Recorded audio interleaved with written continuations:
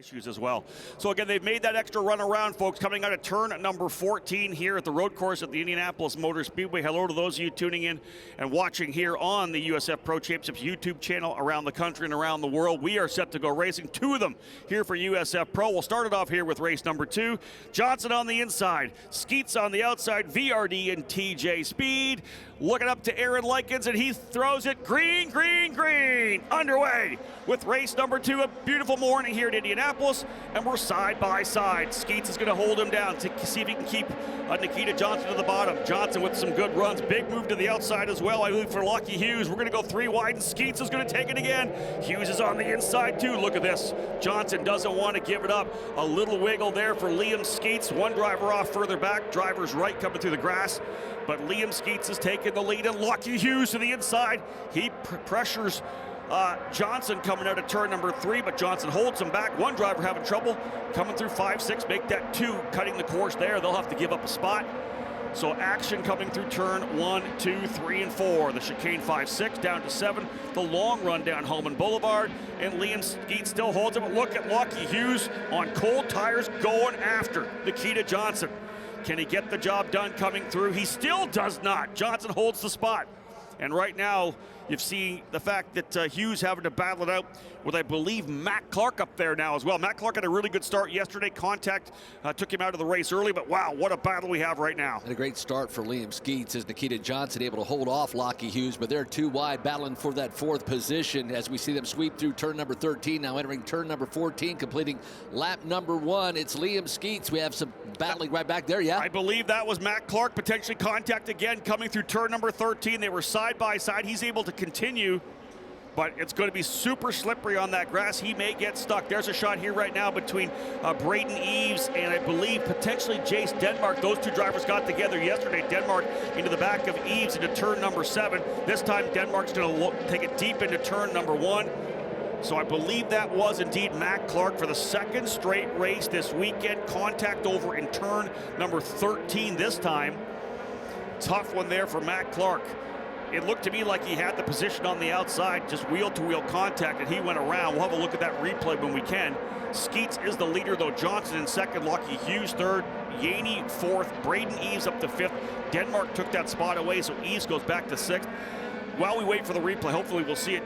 How did Nikita Johnson hold back Lockie Hughes? He had got him to the inside of 3, or 4, pardon me, and then also had him over here in turn number 7. How Johnson held on, I don't know. Well, I think that the fact that he had the inside line and he protected that inside line, he forced Lockie to actually take the long way around and just was patient. He didn't panic. He didn't try to over-race him. I think he kept his lines. He set up Lockie Hughes each and every time. And then I think Lockie had to overdrive, and that's what finally cost him. He had to give up that position and give up the battle. Just on the outside of turn 7, I thought he would have the inside back in turn number 8. But again, Johnson was able to hold the spot. If you're able to stay on the outside, you get back to the inside of turn number 9. You climb the curb a little bit. And now Johnson's hunting. He is going to work trying to find a way by Liam Skeets at this point here. There's the side-by-side action. Oh, watch out for contact here. Skeets comes back out to driver's left. Over-under for Nikita Johnson. Book it. That was beautiful. Pressured Skeets to go deep into the corner and checked up, turned it back down. What a move. Over-under in turn number 1. By the way, we do have 2 cars that are making their way into pit lane. The 18 of Simon Sykes trying to replicate that run from yesterday from back to 7th. I mean, not today. He is in pit lane. Tyke Nurse making his way down pit road as well. Indeed, we go back to last year. I talked about it earlier that Lockie Hughes has won here before. He had a fantastic run earlier, early last year, rather, was he was able to win at, I think, like the first 4 venues. He had at least 1 win on each weekend in the first 4 venues. He battled big time with Nikita Johnson here last year. Both drivers were on the podium in all 3 races back in 2023. So they are no stranger to going wheel to wheel with each other, Lockie Hughes and Nikita Johnson.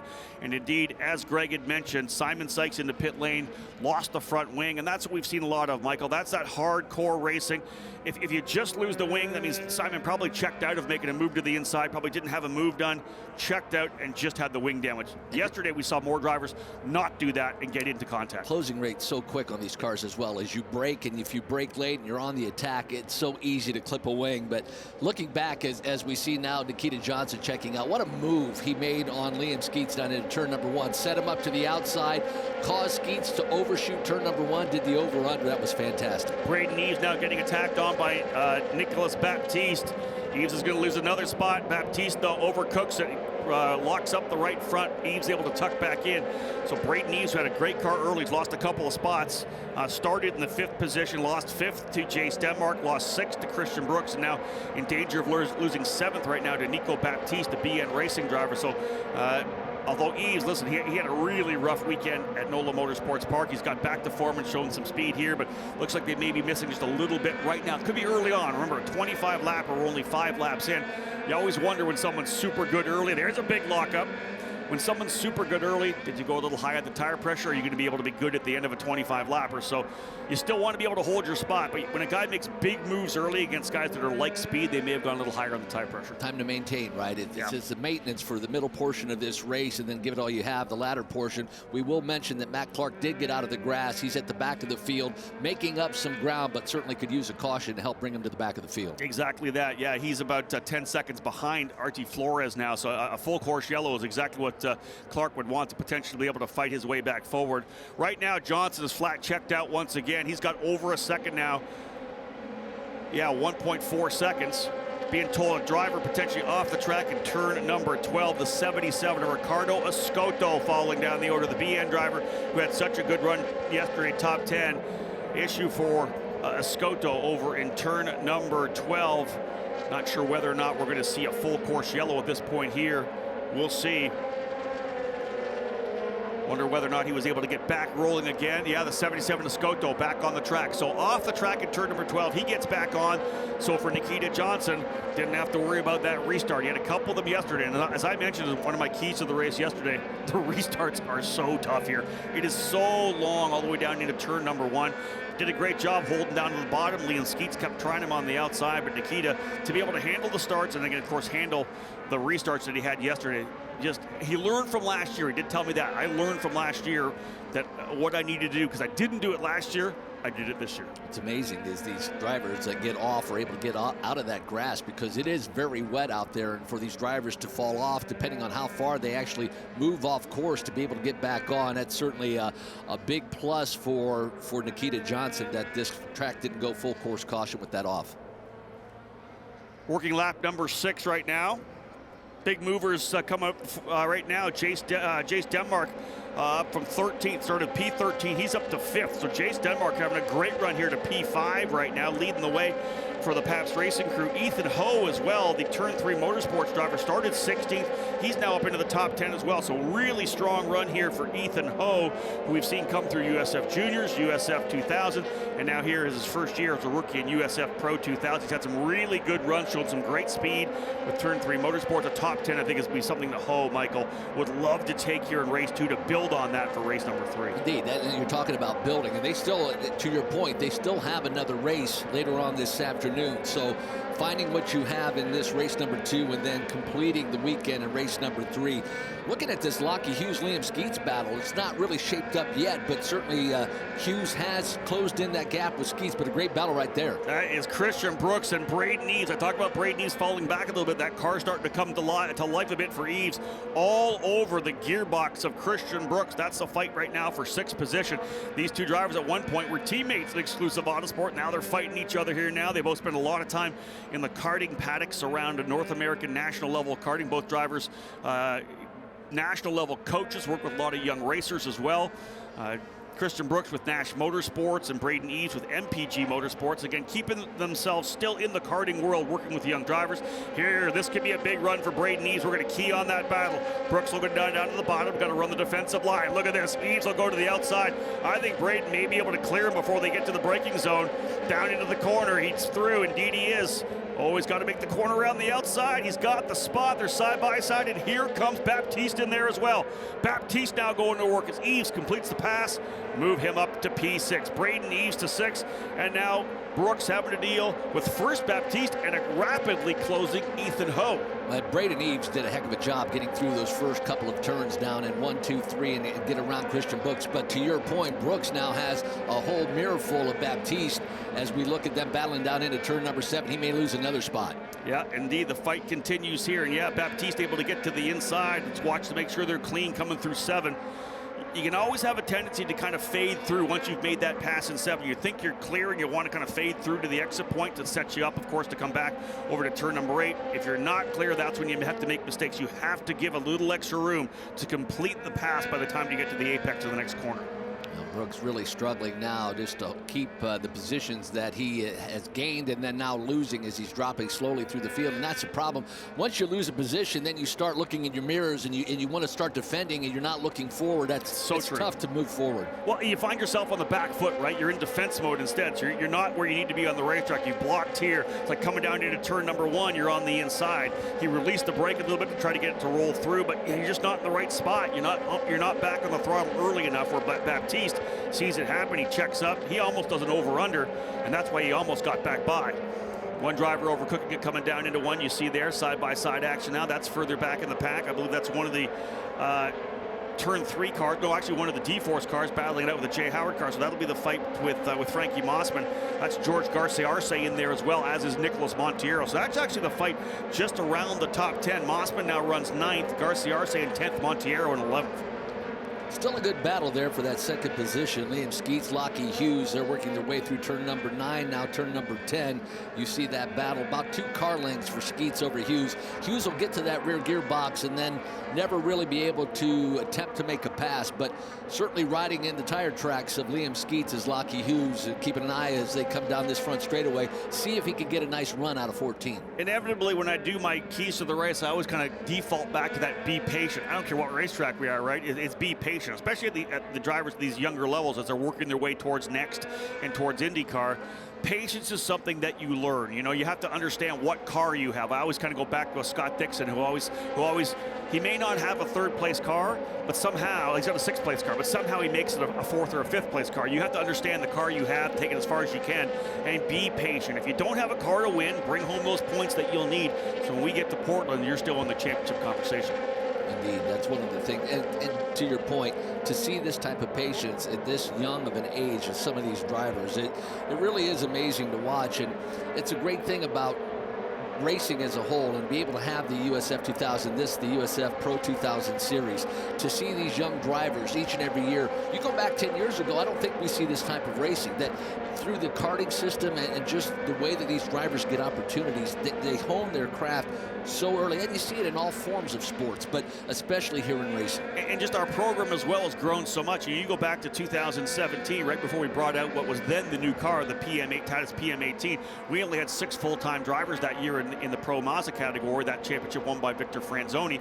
Then, of course, we started the rebuilding. We brought the new car in 2018. Then the new car, the IP22 with the Halo in 2022. So obviously we've seen more development, and this program has gone from 9-10 cars to now 20 plus. And again, we talk about the fact that Indy Next is growing because we have a bigger pool here in Pro to send them to Next in 2025. So the simple question is why? Why is it growing? Why are people coming from Europe to the United States? Why are young karters coming to do open wheel instead of going to the fendered cars? Well, first and foremost, I think we've always seen drivers come from Europe. They've always wanted to be part of the action. You look at the old IndyCar days, all the drivers coming from Europe, South America, whatever it may be. But right now, again, listen, IndyCars, it's super popular right now. The kids are loving it. Obviously, you can't discount the Formula One, the Drive to Survive, all that excitement of the young drivers. Now people are seeing Formula Car racing. They're getting a chance to see open wheel. We see how, every time we're trackside at an IndyCar event, the place is packed, right? It's everywhere we go. We had an autograph session yesterday, and it was absolutely packed as Matt Clark has brought his car back down pit lane. He had got his way up to 14th. Matt Clark this weekend is just not going his way at all.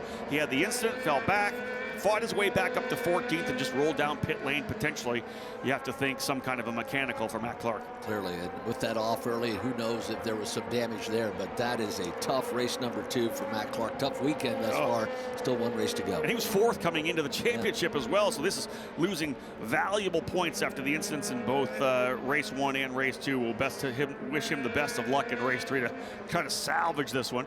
Across the line, Nikita Johnson coming here with 3.4 last time. What's it now? 3.7. He just keeps pulling away. 0.3 of a second a lap. Johnson right now leading over Liam Skeets. And frankly, race 2 for Johnson looks a lot like race 1. His margin of victory yesterday was 4 seconds. In terms of updating Clark, there are now going to be 5 cars that will not be a part of the lead lap. So 21, again, they were scheduled to start. Logan Adams never made the start field. Tyke Durst lasted 3 laps. Adam Fitzgerald kind of had an issue on that first formation lap, came in for several laps. He is running now, but he is running 6 laps down. Simon Sykes is running good speeds, but unfortunately, he's a lap down as well because he had to come in after an early off. And again, now Matt Clark will join that group. So 16 drivers currently on the lead lap. I'm going to keep watching. So I don't know if Sykes had some spare tires left, because that's a possibility. If they put a fresh set of tires on for him and gone back out, he could potentially get a fast lap that moves him up the order.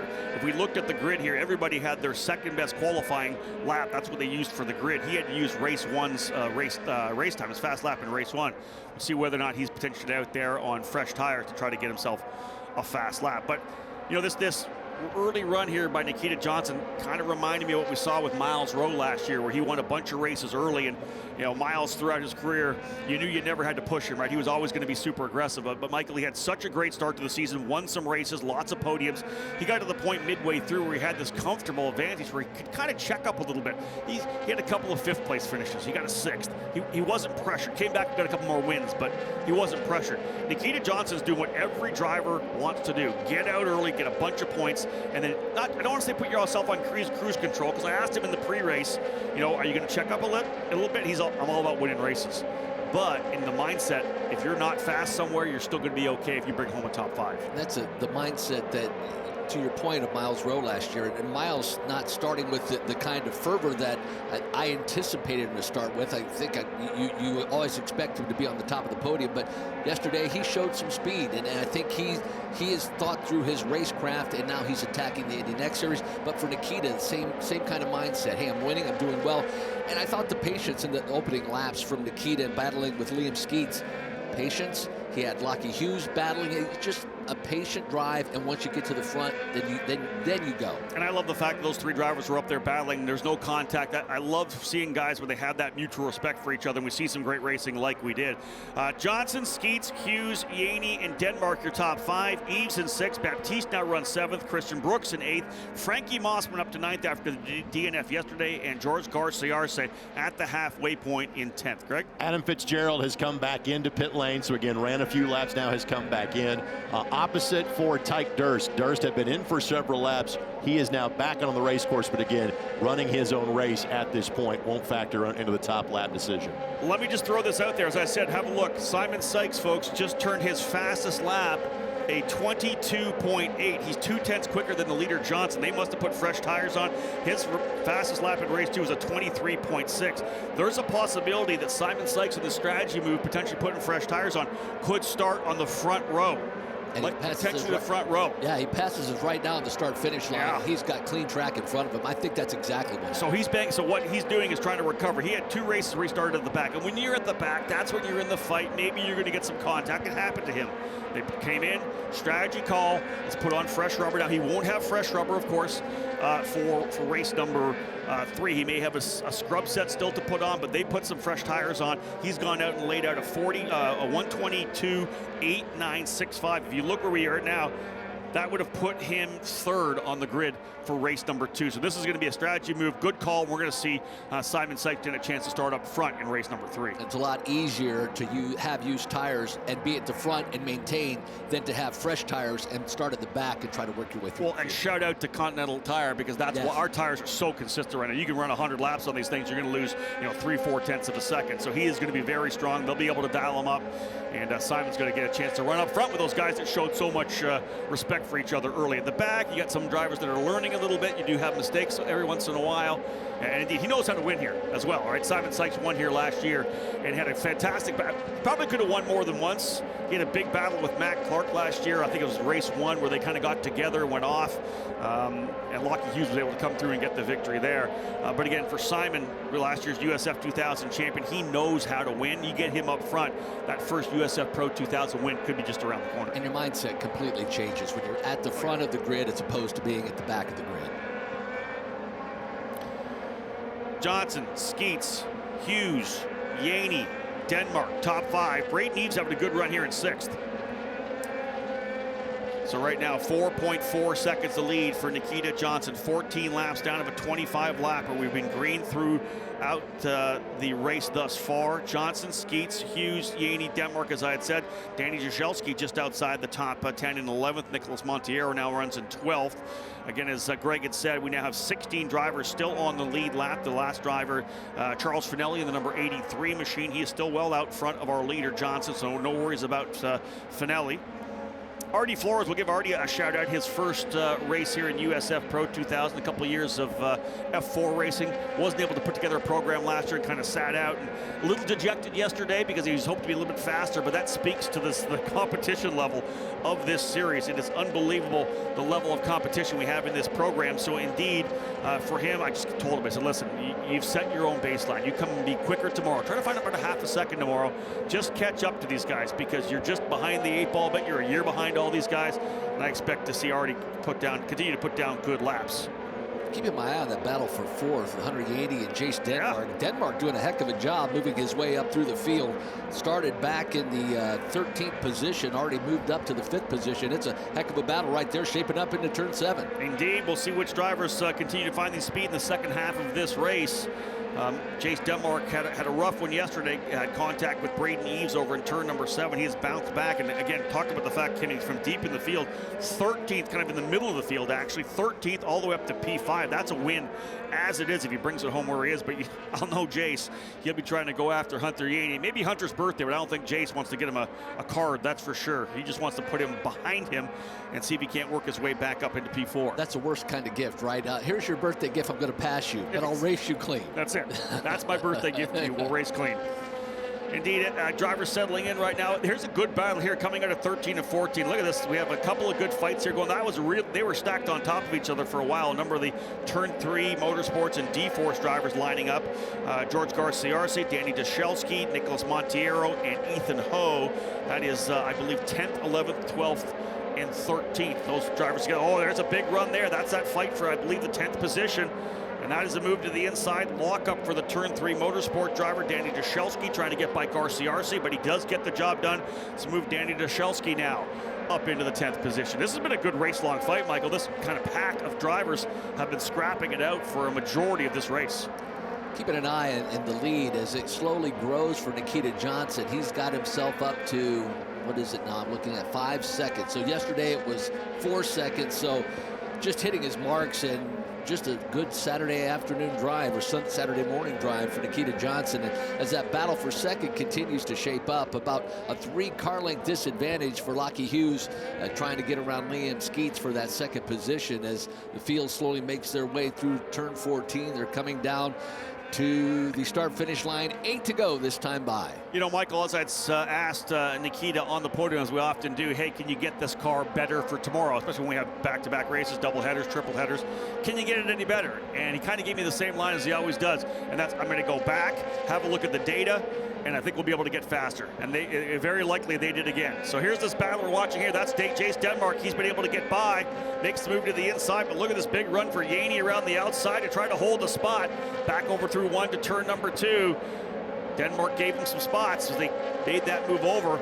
He got by, came straight across to the inside of the racetrack, and this fight is continuing as Denmark now up into P4. Yaney goes back to 5th. So again, Hunter Yaney in the championship discussion as well, although they are watching Nikita Johnson inch away, point by point, race by race. Another driver in the pit lane here, the 33 of Tyke Durst. I know he's already back a couple of laps, likely trying to get him back out there.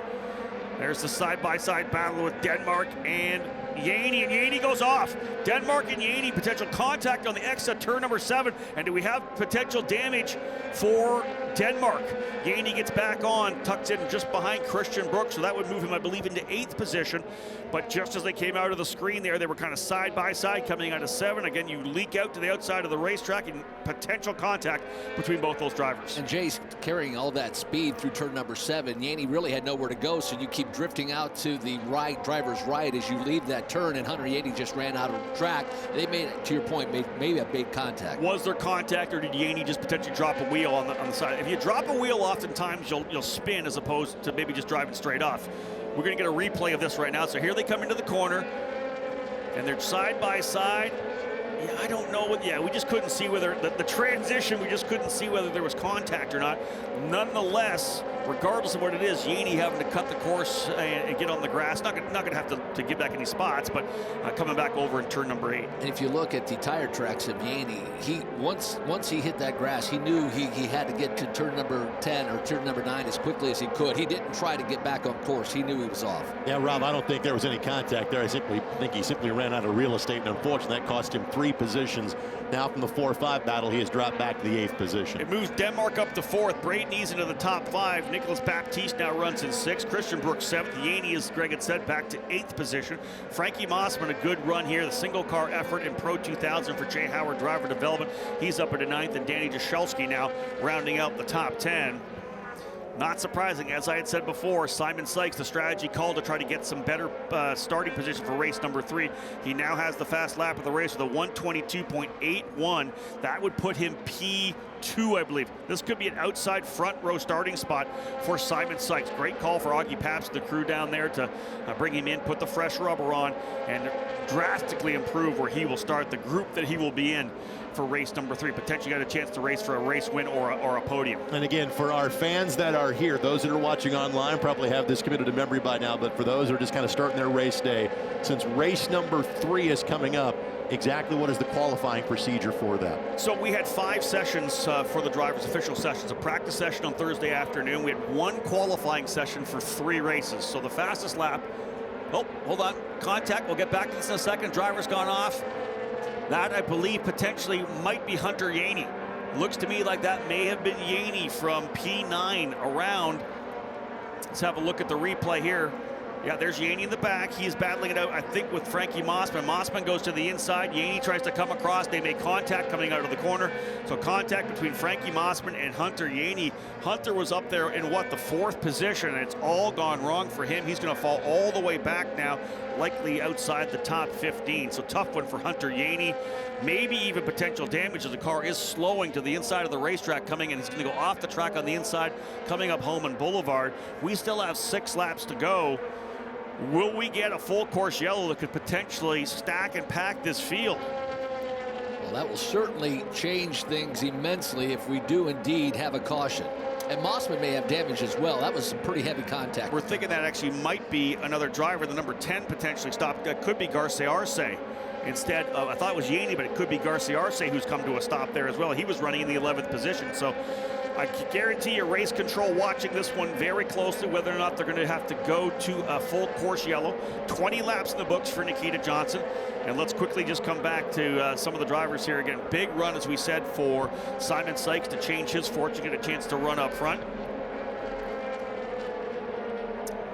Trying to listen to race control a little bit here to get the understanding of what they want to do here with George Garcia Arce.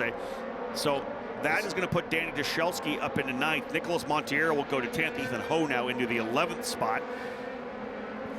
They certainly want Garcia Arce to stay in that car, so they're deciding whether they're going to throw a caution. They don't want him to get out at this point.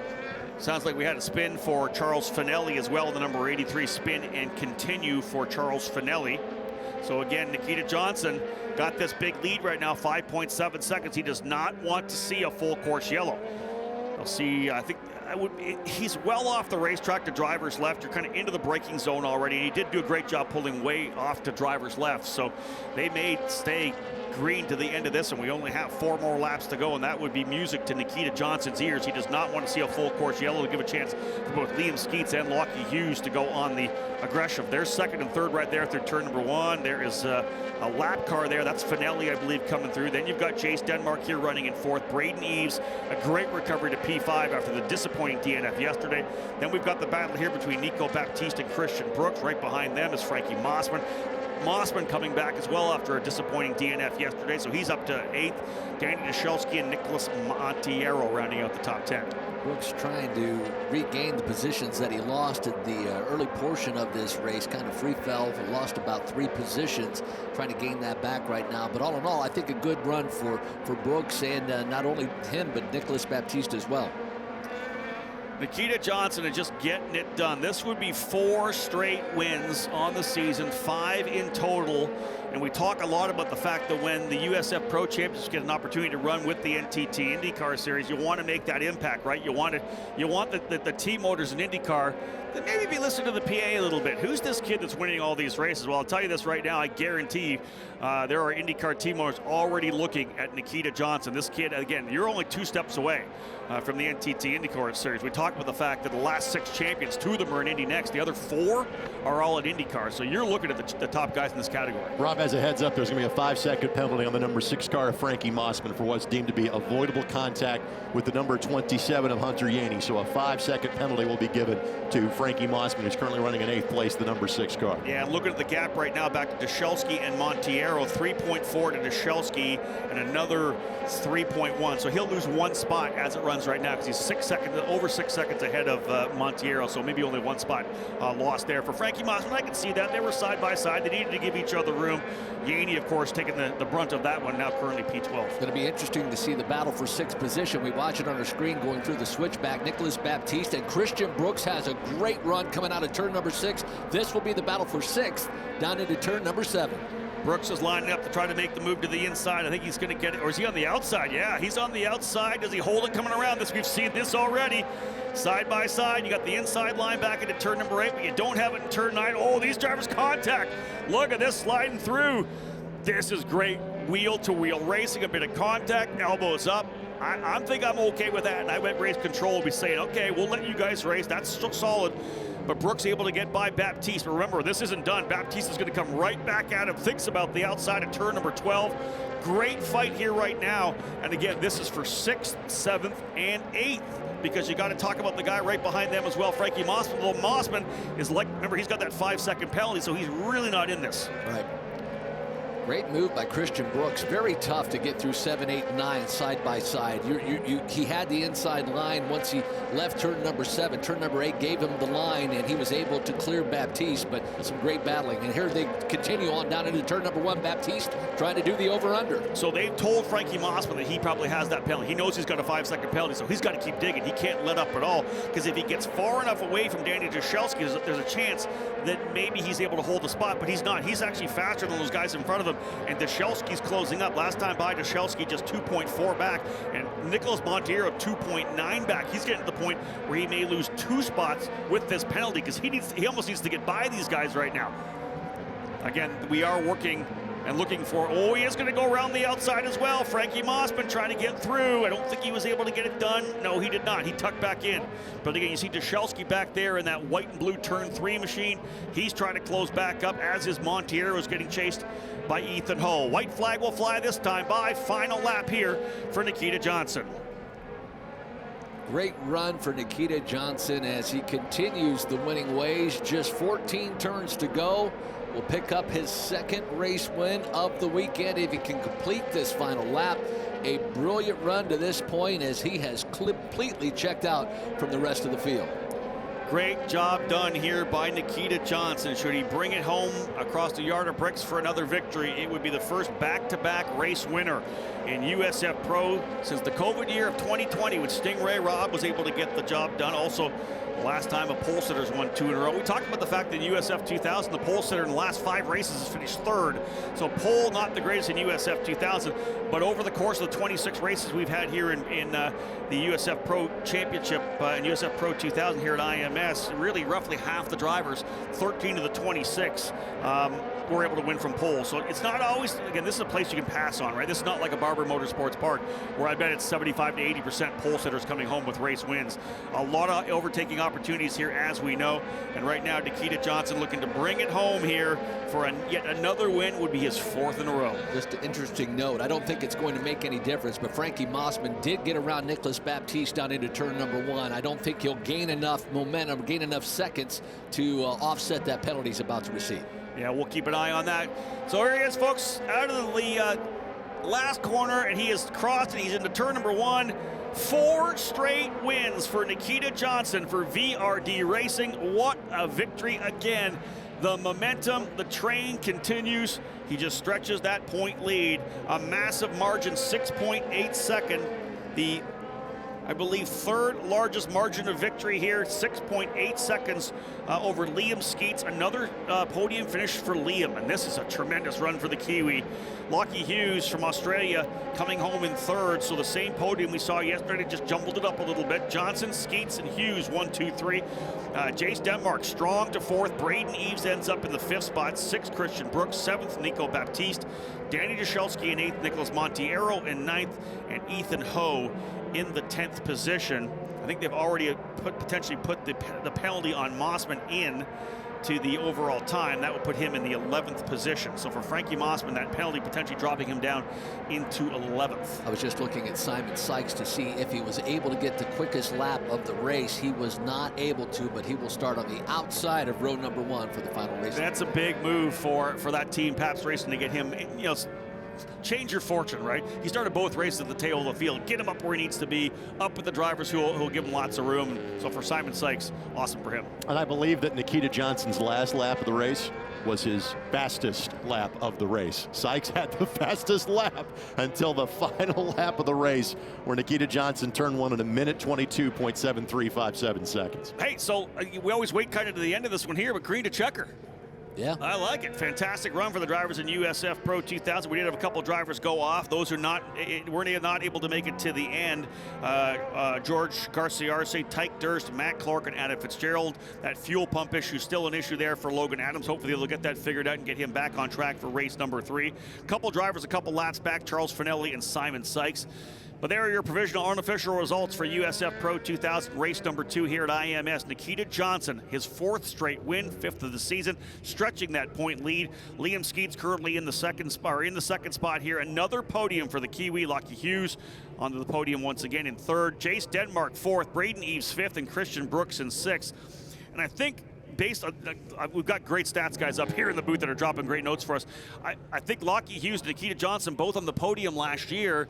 They're both on the podium. They're 5 straight podiums. Neither of these drivers have been off the podium racing here at the Indianapolis Motor Speedway in USF Pro Championships competition. So hey, they like this racetrack. That's a good feeling when you come in, and Nicholas Montiero getting his career best, that finish of 9th, so he was in the top 10 today. But when you're on the podium, each and every time you visit the Indianapolis Motor Speedway, things are going well in your life. Yeah, you tend to like those tracks you do well at. And I talked about this yesterday, a little bit of a muted celebration from Nikita Johnson. You'll see drivers when they win that first race, they're up on top of the front of the car and just giving the big fist pump. When you start winning races, you kind of calm down a little bit. And you just keep focusing on that championship because he wants to get to Indy next year.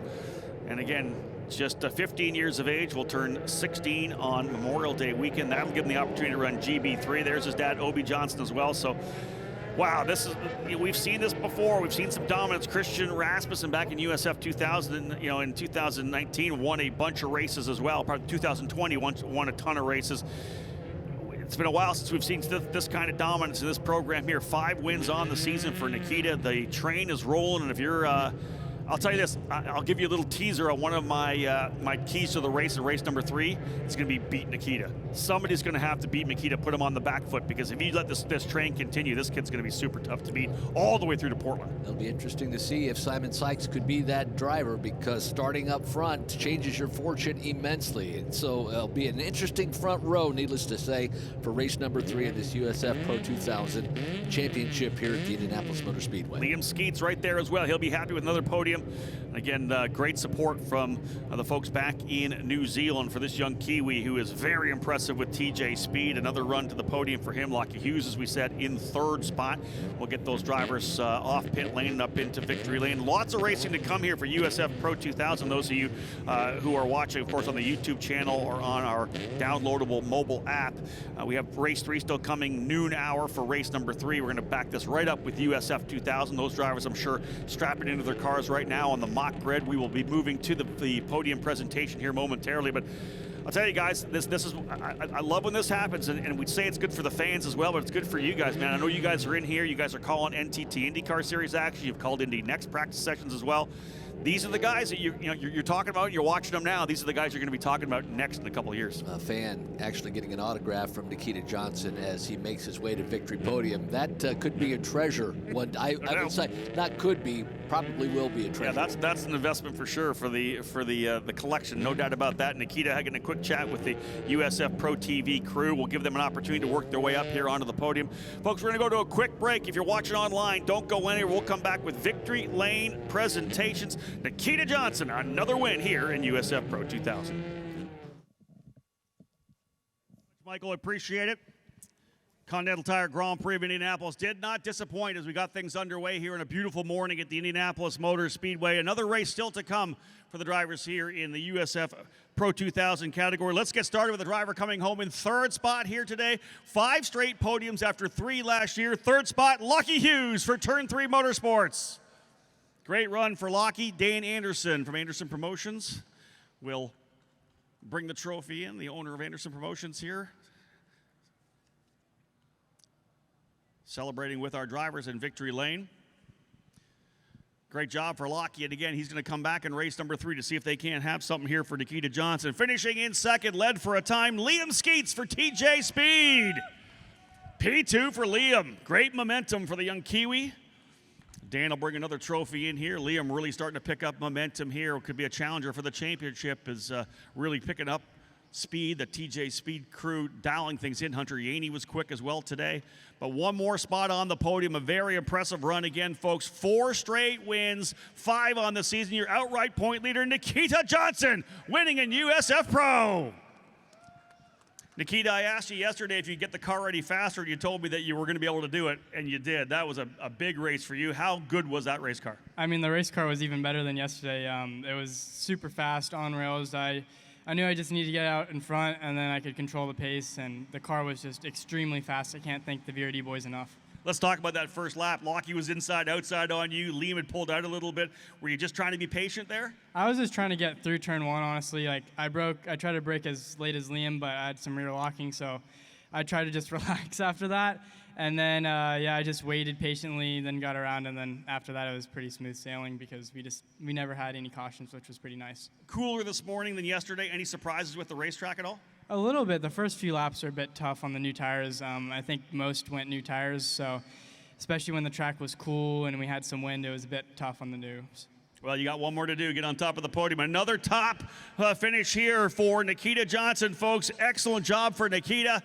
Dan Anderson's going to bring that P1 trophy in. He's going to add it to the collection. That is 5 wins on the season, and he extends his point lead. He'll look to do it again at noon hour, and we have our final race of the triple header for the USF Pro 2000 category. An exciting way to start off a day's action here, of course, at the Indianapolis Motor Speedway. IndyCar lining up for a great race here today. The back end of the doubleheader for Indy next as well, but we have ourselves a ton of talent here in USF Pro, all focused on getting to Indy next in 2025 and beyond.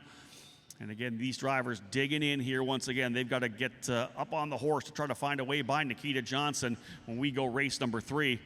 But we do have another race still to come. USF 2000 drivers are already in their cars now on the mock grid. We'll be bringing them out here in a little bit. That race set to go as well. The back end of their doubleheader after a fun race yesterday in USF 2000.